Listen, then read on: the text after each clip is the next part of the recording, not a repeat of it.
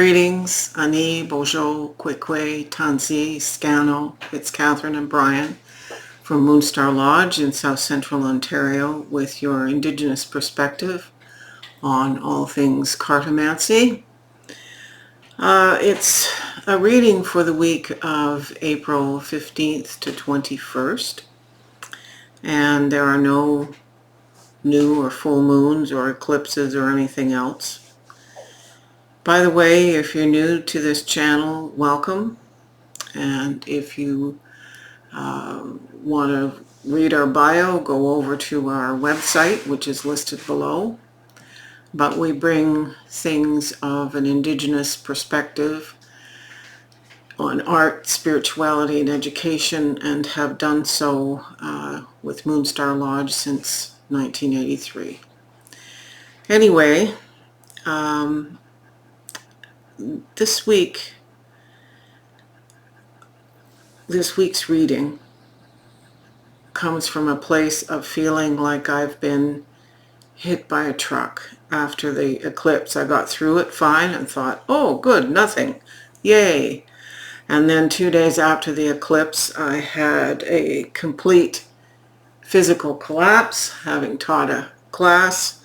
As many of you know, I have a very serious illness from which one does not recover, but one can, live a long time with it. However, it comes with its share of pain and fatigue, and one never knows with the roller coaster of this disease. So I'm not my sparkly best today, but it puts me in a place of being able to be much like the hanged man, looking at life from a new perspective. In our shamanism circle, excuse me, I've got a hair that's driving me a little cuckoo here. I can't quite get it off me. We had our shamanic ceremony group discussing issues on bone medicine, and I had a message from Spirit, and it related to my ancestors, who are Thunderbird clan. The family name is Pigeon, or they say Pigeon, and I have a lot of bird members of the Thunderbird clan. And it was interesting because about 2 weeks ago, I got this most incredible deck. It's mass market. It's a Marseille deck, but it's called the Medieval Feathers Tarot. So there are feathers on every card. I am in love with this deck. If you're interested in that, it's not expensive, and you know all the outlets you can get it at. But the fact that it's Marseille style intrigues me. Back when I got my first tarot deck in 1969, it was a Rider-Waite-Smith, followed the next day by Toth. And then I started to do professional work in 74 and actually started collecting other decks. But it's interesting to me. I, of course, had to learn Rider-Waite-Smith, but it didn't click for me. Toth did, but then I went into the historical decks. I was just anxious for the information about the history of tarot.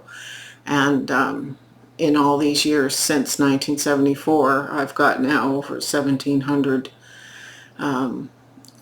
decks, of which I have about an additional 180 reference volumes that are separate from the decks.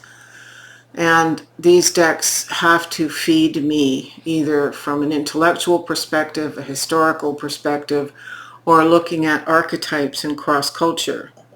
So the Marseille deck was the next style of deck after RWS and Toth, which really appealed to me because you're not stuck with the picture on the card. There are many, many meanings, 25, 30 meanings to every card in each direction, upright and reversed. So when you're reading and learning how to read the story of the tarot, not having a picture in front to influence the subconscious is wonderful. So this is not only a Marseille, but it's the only Marseille deck I have that has additional pictures and a feather with its own meaning on every card. So I love it. That brought on, in preparation, meditation, prayer for this reading and next week's reading, I asked Spirit again about what I should pair this with, since I've not really used a Marseille deck on camera before. And they said, well, of course, you've been talking with your shamanic group about the birds and the dotems. So it's all bird dotems this week that are going to support the deck. There are 2 moon cards, not one, and of course the Ancestors deck.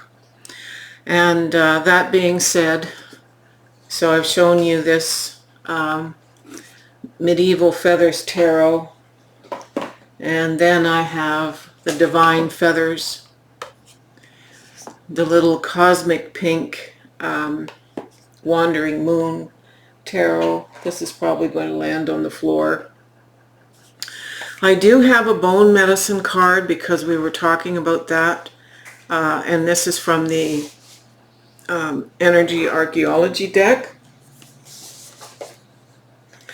Why? I asked, did we need to do that? And Spirit said because the bird dotems, particularly the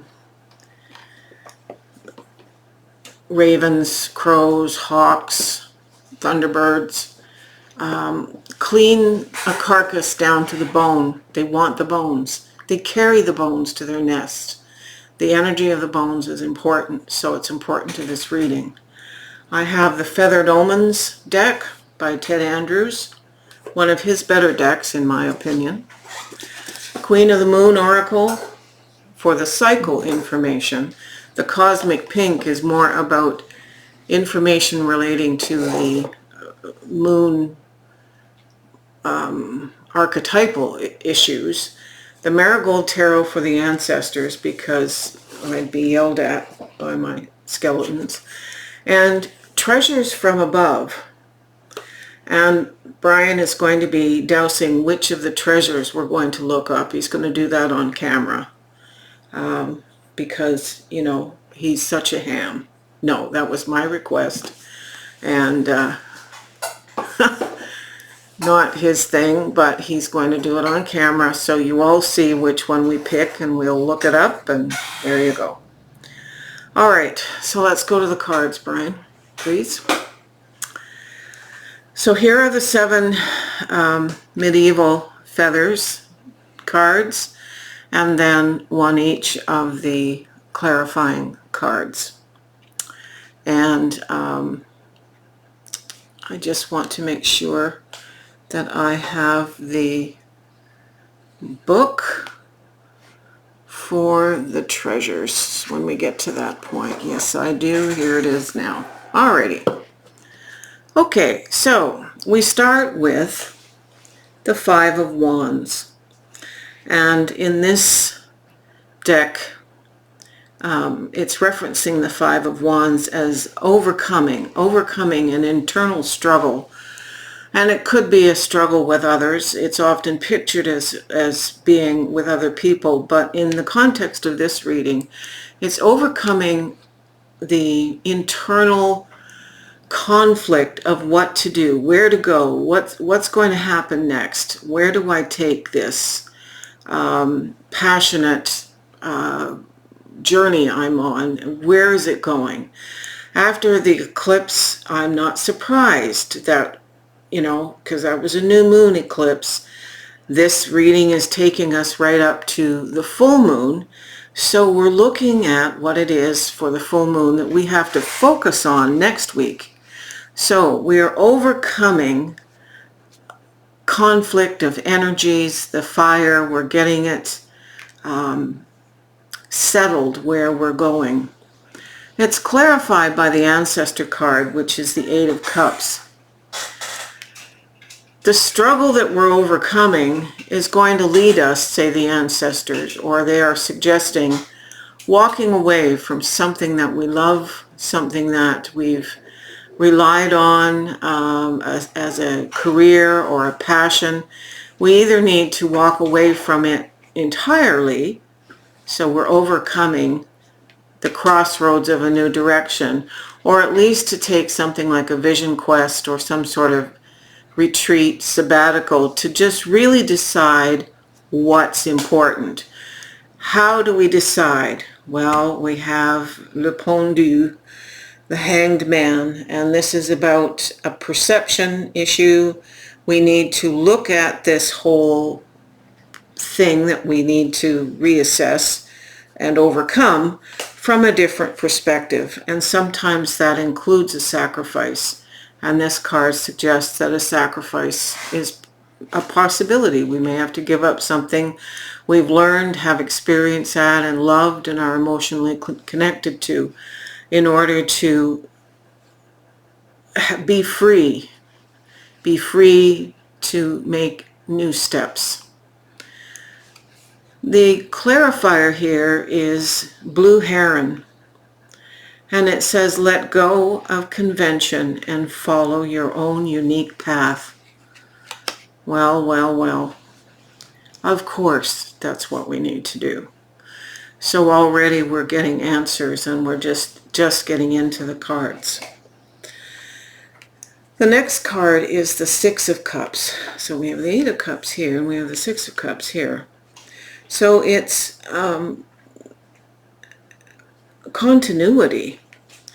So typically when we think of the Six of Cups, we're thinking of past, reminiscing in a positive way about things from childhood or the past, maybe not as long ago as childhood, but the continuity says, remember what it is that we loved, remember what it is that we might have let go, and let it continue. So in assessing what it is we're letting go, we're thinking about other things that we've cared about and giving them an opportunity to be continued.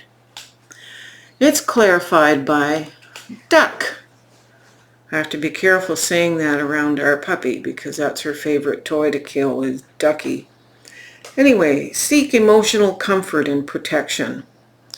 So that's very much a Six of Cups thing, to seek emotional comfort and protection. This is an internal process, though. We're not necessarily seeking protection from others. In this case, it could be others.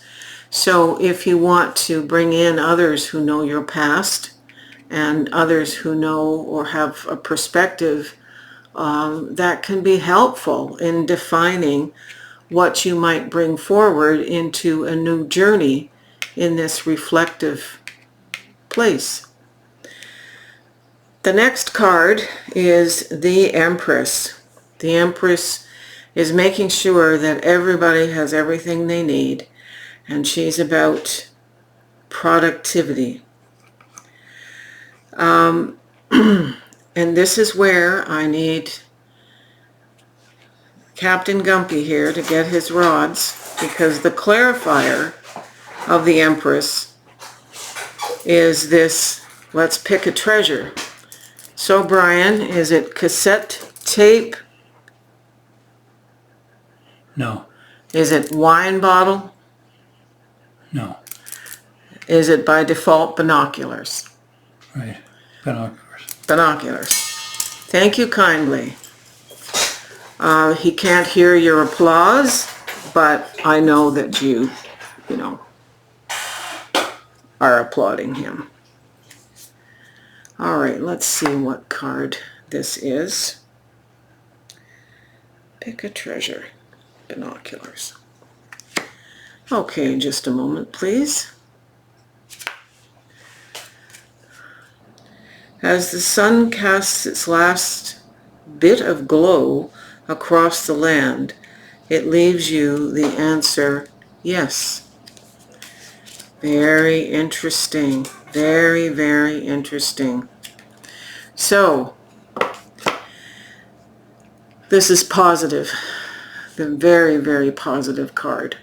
So the Empress, about productivity, not only as it relates to the needs of others, but we have to take care of our own needs first, or we are no good to others.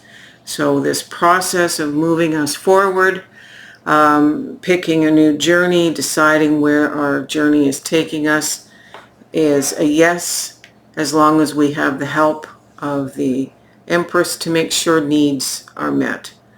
You wouldn't go on a trip without packing a suitcase and making sure you had your medications and supplies.